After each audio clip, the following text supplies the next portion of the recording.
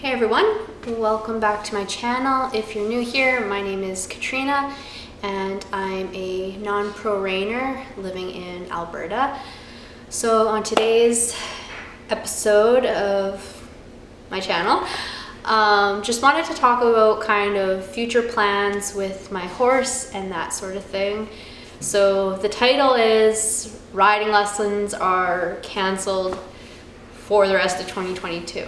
So my initial plan had been to start taking regular riding lessons with Diesel from a professional reining trainer here in Alberta, but he wasn't available until here in the beginning of October, and by that time, like, I've had 5 months at this point of regularly riding Diesel. We've actually come a really long way from when I first got him, and even like in the past 2 weeks I've made a ton of progress with him. So because of that, I have decided not to take riding lessons this fall and winter.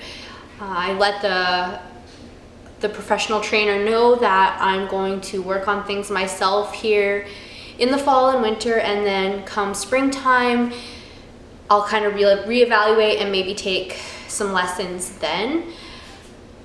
In the meantime, that means it is fully on my shoulders to make sure that we continue to progress and that I have Diesel on a program that's continually, you know, improving his training and whatnot, which you can't just go out there without a plan and just ride your horse, because that's how you end up just loping circles around the arena without actually challenging you and your horse, without teaching your horse new things. He is only 3 and he is very well broke, but he is not finished, and there's a lot of things we need to work on before I'm really ready to enter some of the Reining Alberta shows next year when he's a 4-year-old.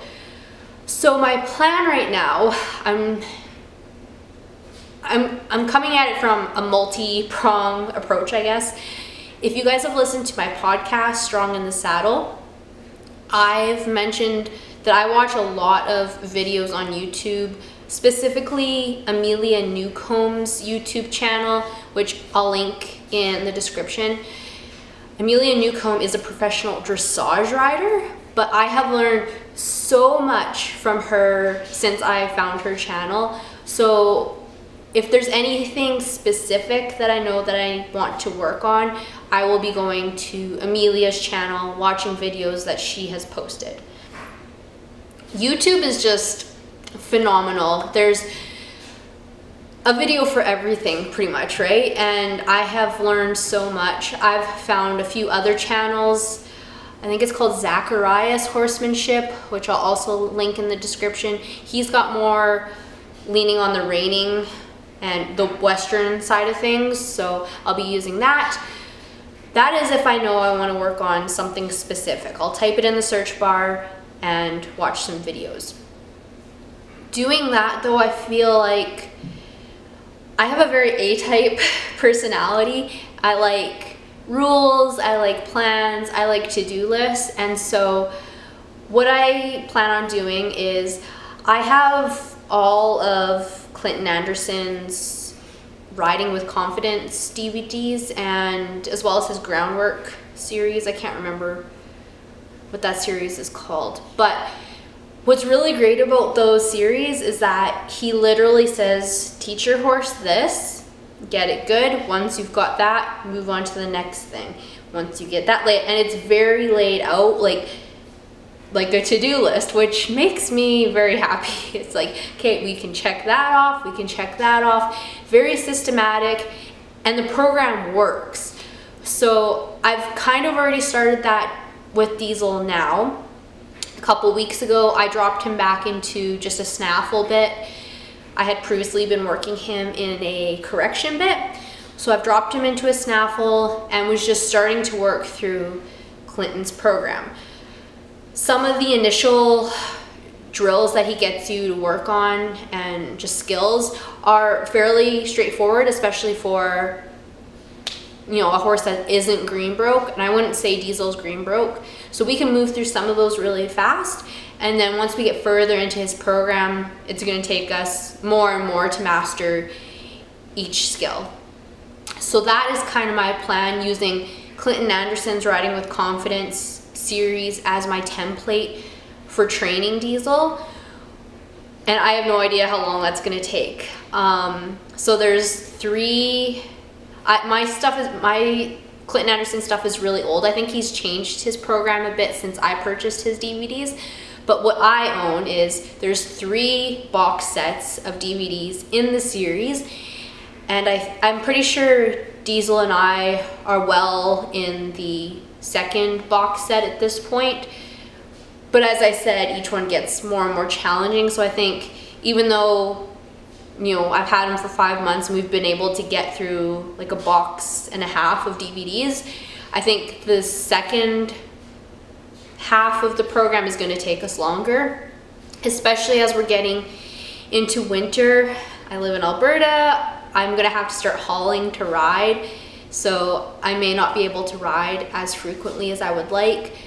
So I'm guessing that the second half is going to take us well into spring. So, which is good. Gives me something to do. It gives us a plan, and what I plan on doing here on the channel is literally showing you how I progress through that program. I did say that we've mastered some stuff already, but I'm going to go back, get some footage for you guys just to show you what this process looks like, taking a broke horse but not a finished horse to finished performance horse, which to think that I can do that with my own horse on my own is really, really exciting. I had initially looked for a horse that was a finished Reiner, and just demand for horses was so high that I literally could not find a non-pro horse. So I ended up with Diesel, and which I'm thrilled, because I think it's going to be a lot more rewarding for me to finish my own horse. So that's kind of the plan. You guys will get to see some of the initial skills in this video, and then in the weeks going forward, I'll show you each step as we go through. I'll show you some of the struggles we have, because there's definitely going to be many of those in our journey. And yeah, I'm really excited to document Diesel's progression as we go through this, because like I said, when I first got him, like even just lead departures were an issue, and now we're like that. It seems so silly that we had issues with lead departures. So it's going to be really exciting. I hope you guys enjoy it. If you have any questions or anything, feel free to drop them in the comments or reach out to me on Instagram. I'm at Strong in the Saddle. Okay, I will apologize in advance if there's lots of waterfowl noises going on. The Canadian geese are starting to migrate back south, and we have a pond over there, so there's lots over there, and there's a bunch hanging out in that field over there, so you might hear Canadian geese while we're out here today. But welcome to Canada. So my under saddle work actually begins not in the saddle, and it starts with, and if you guys have watched any of my previous videos, you can probably guess, it starts with lateral flexion. So it's basically just with a halter. I don't even have a bridle in his mouth yet. Just picking up and asking him to flex. And when he flexes, he's soft, I immediately release. So you can practice this, and you should practice this often. Like if you're just catching your horse because the farrier's coming, or you're just catching your horse for whatever reason, you can quickly do a few flexes on the ground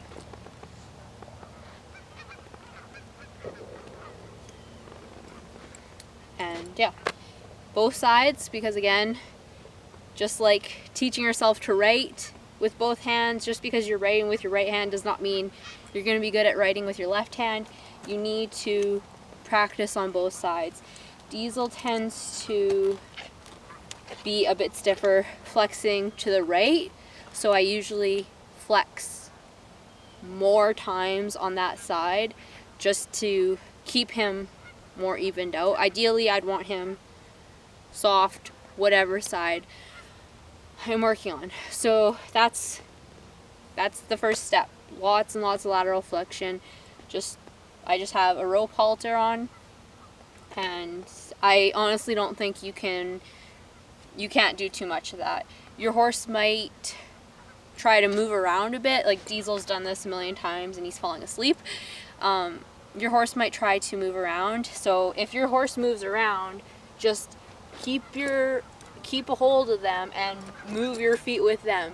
You do not want to release the rope with their feet in motion. You want their feet stopped, and you want them, once they've softened and their feet are stopped, then you can release. You don't want to be monkeying around and letting them release. You want them to know that they need to be standing still. So that's the first one, and we'll move on to the next. Okay, so I've got the bridle on Diesel now. We've just got a regular snaffle on, smooth mouth, nothing fancy. And actually this is the bit I would recommend, or some variation of the snaffle, to start these very, very basic exercises. This is what you want to start in.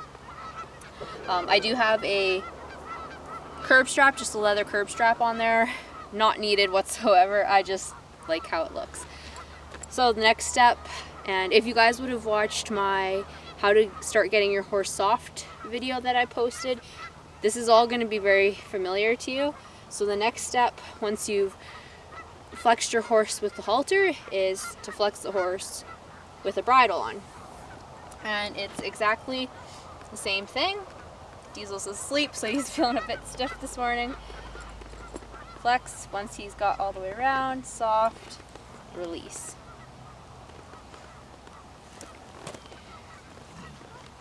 And so it's basically the exact same thing, except now we've got a different point of contact with our horse. Flex, soft, and release.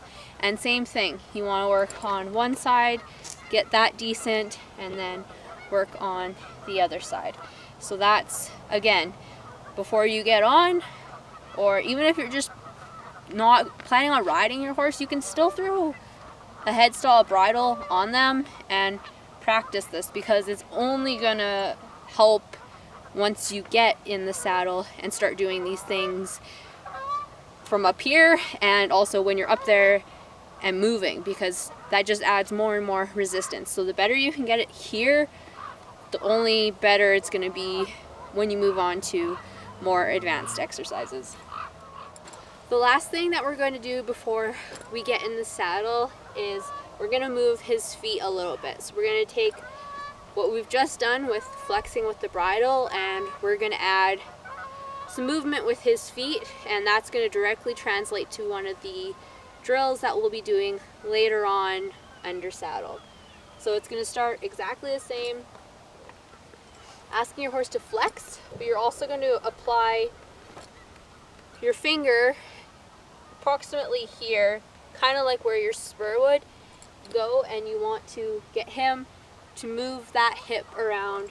You want this leg to cross in front of the other leg, and he's going to move around you. So he's going to yield his hindquarters. So we flex, we apply the thumb,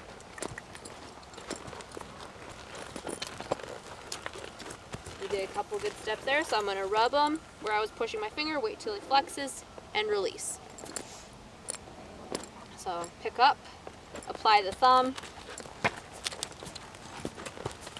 good step, so being a little lazy on me.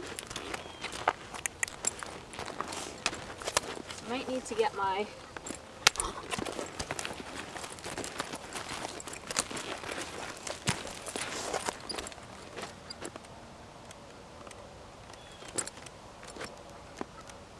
wait for him to soften.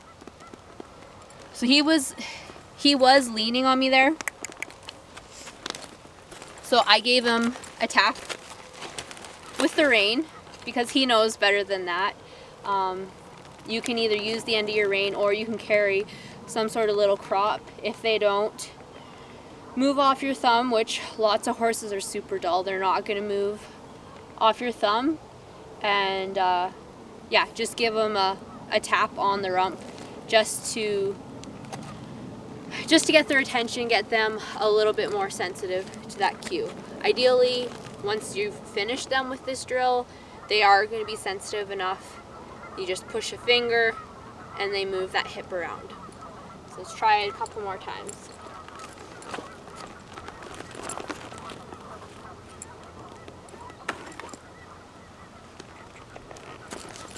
We're looking for that crossing over. There we go.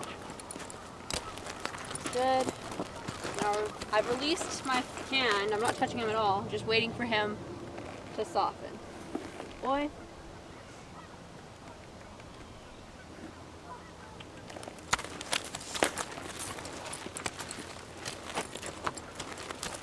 One, two. In the beginning, you only want to ask for one crossover step before you release. But again, Diesel, he knows this drill, so I can expect a little bit more from him. So one last time, we pick up, apply my thumb, cross over in the back. 1, 2, 3. And I wait for him. Again, my hand is released. Just waiting for him to soften. Smacking his lips, but that's not what I'm asking for. I want him to put some slack in this rein, but he's pulling on me now. So there we go. So those are 3 exercises you want to start with. So we've got flexing with a halter, we've got flexing with the bridle, and we've got this yielding the hindquarters on the ground. So start with those 3, really work. I know they're super basic, but they're really, really important, and they're going to directly translate to things that we do later on under saddle.